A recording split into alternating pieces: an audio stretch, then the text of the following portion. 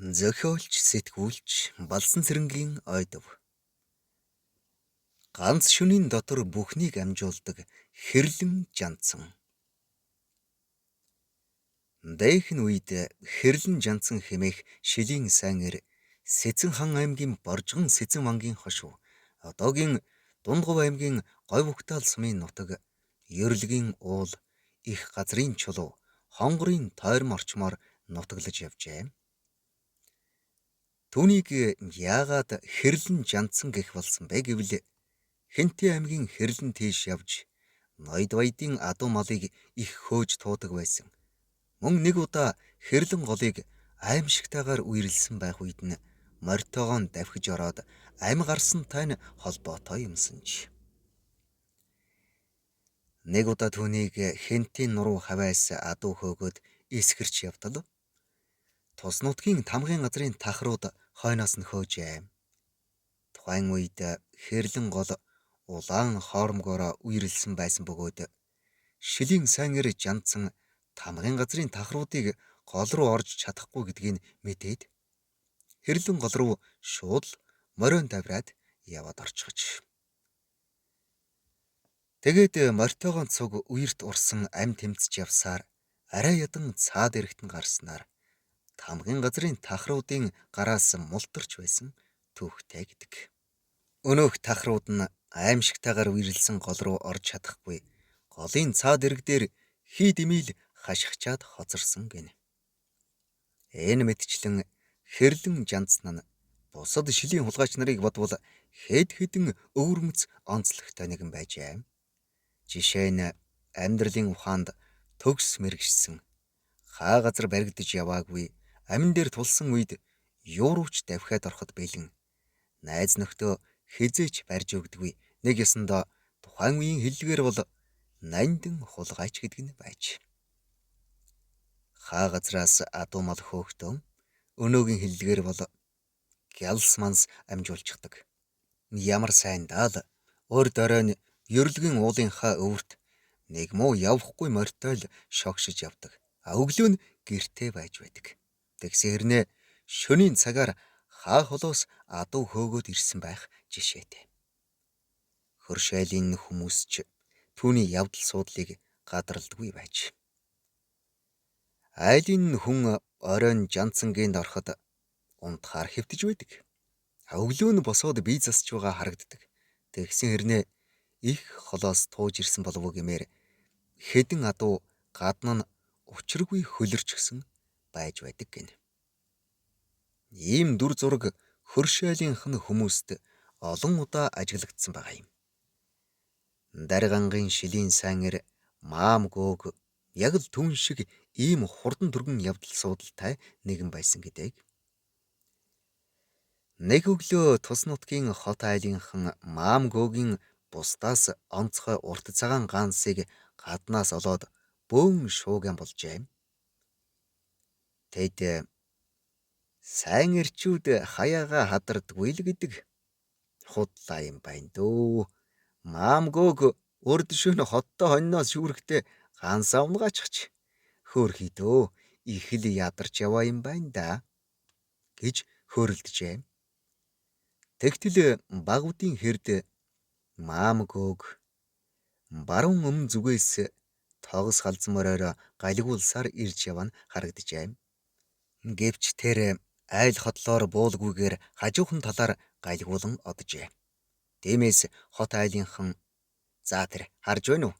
Мань хүн хаяага хадарсанда ичиж зовоод хажуугаар дайлдчаад өнгөрчлөө" гэцгээсэн гин. Тэгтэл оройхон хэрд баруун хойд зүгээс нэгэн морьтон гарч ирсэн нь маам гөөг байж.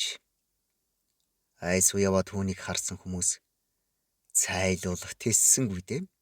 Цаадах чинь үннээ хэлэхээр ирлээ. Юу гэж л ганц хоньноос тийм сайхан гаансаа солив гэжтэй. Сайн гих чинь дамжиглж байгаад гаансыг өгдөг юм шүү" гэж тохиролцжээ. Гэвч маам гөөг хээв нэг уяан дээр буугаад гэрт орж мен тусаа мэдлцээд тойр суус олонтой тамхилахаар гутлынхаа түрүүнээс урт цагаан гаансаа гаргаж ирэхэд тэнд байсан хүмүүс мэл гайхаж хоцорчээ. Тэгээд Манай нутгийн маам гөөг ямар ч байсан хаяага хадардгүй шилийн сайр мөн байна. Харин гаднаас олдсон тэр урт цагаан ганс хэнх юм бол доо гэж ихэд гайхацгаасан гэдэг. Үүний нууцыг маам гөөг нас агсан хойноо тайлсан байгаа юм.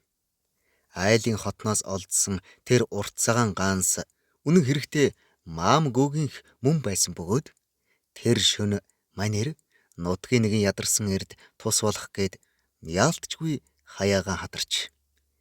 Тэгтээ гудлынхаа түрүүнээс урт цагаан гаансаа унгаж орхисон байна. Тэгээд гаансаа хайсныг мэдмэгцээ. За, би баларсан шүү. Нутгийн ардууд миний гаансыг таних дээр танина. Намайг тэд хаяагаан хадардаг гээд нэг нүдэрээ ч үзэхгүй. Тэгэхээр одоо би маш хурдан өвөрлөгч хошуу явж урт цагаан гаансныхаа ижлийг олж ирэхгүй бол болохоон байлаа. Гээд тэр шөндөө тогос халзан мориороо урагшаа гайлгуулчихсан байгаа юм. Тэгээд нэр алдран олж авахын тулд нутгийн ардуудтайгаа зориуд тамхилсан нь тэр байж л дээ. Энэ мэтчлэн ердөө ганц шөнийн дотор бүхнийг амжуулдаг шилийн эрчүүд дээх нь үед олон байсан бололтой.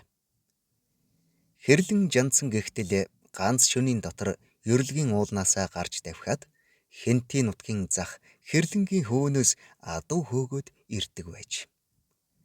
Тэрбээр нэг шөнө 10 гаруй догшин тэмээ хөөж ирээд эхнэрээ дуудаж энэ тэмээнүүдийг одоохон барьж хүлэх хэрэгтэй байна. Надад туслаадах бушуул гэж шавдуулжээ. Гэвч тэмээдийг барьж хүлж байх үед эхнэрийн гар хөл салганж хормон чичрээд сүйд болсон байна. Үүнийг хараад хэрлэн жанцсан эхнэрээ учиргүй өрөвдөж би ч заяагүй юм да. Хүний сайхан үрийг ингэж ч зовоох гэжтэй. За дахижл ингэхэн болих гэж шийдээд шилийн хулгайчийнхаа замыг бүрмөсөн орхисон гэдэг. Тэрбээр нэг удаа Хэнтийн нутагт явж байхдаа жасаагаа уншуулж галаа тэхүүлж байсан нэгэн айлд санамсаргүй очоод хонглох болжээ. Тэгээд улс амтан унтсны дараа сэмхэн босоод даллагынх нь хувинтай юмыг тэр чигт нь авч яваад нэг сайн цадсан гэдэг. Тухайн үед даллагын хувинд тарган хоньны ясгүй мах, шар тостой цагаан будаа, хэвийн бов тэргүүднийг хийдэг заншилтай байж. Хэнтийн нутгаас олж ирсэн үр төл сайтай азарган үрээ, гуйлан бүслүүртэй аварга том даллагын хувин хоёр нь эднийхийг хожим учиргүй баяжуулсан гэдгээ.